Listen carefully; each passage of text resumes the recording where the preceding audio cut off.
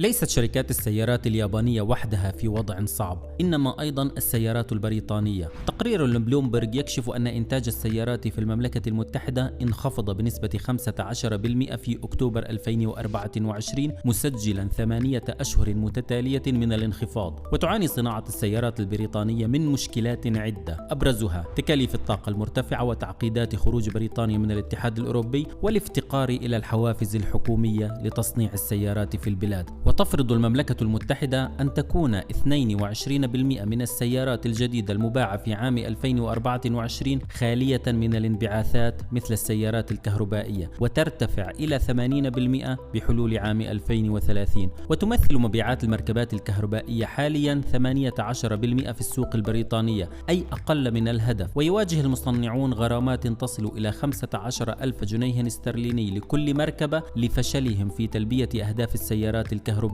يتم تعويضها بشراء اعتمادات من شركات حققت أهدافها ولديها فائض. وبدأت الشركات الكبرى تغلق مصانع لها مثل ستيلانتس وهوندا، وتحذر أخرى مثل فورد ونيسان وجاكور بمزيد من إلغاء الوظائف بسبب صعوبات التحول للسيارات الكهربائية. فالشركات تلوم الحكومة لعدم تقديم حوافز مثل إلغاء ضريبة القيمة المضافة على هذه المركبات في وقت تواجه منافسة شرسة من السيارات الصينية. فالعلامات التجارية الصينية تكتسب أرضية متزايدة في المملكة المتحدة بتقديمها سيارات كهربائية بأسعار معقولة. وهناك محاولات لمواجهة هذا الواقع الصعب باستثمارات بالمليارات، حيث تبني شركة تاتا موتورز المالكة لجاكور ولاند روفر مصنعا للبطاريات في مقاطعة سومرست، بينما ستصنع BMW سيارات ميني الكهربائية في إكسفورد. وتستثمر نيسان بمصنعها في ساندرلاند لتعزيز إنتاج السيارات الكهربائية وبناء مصنع للبطاريات. فهل ينقذ ذلك صناعة السيارات البريطانية؟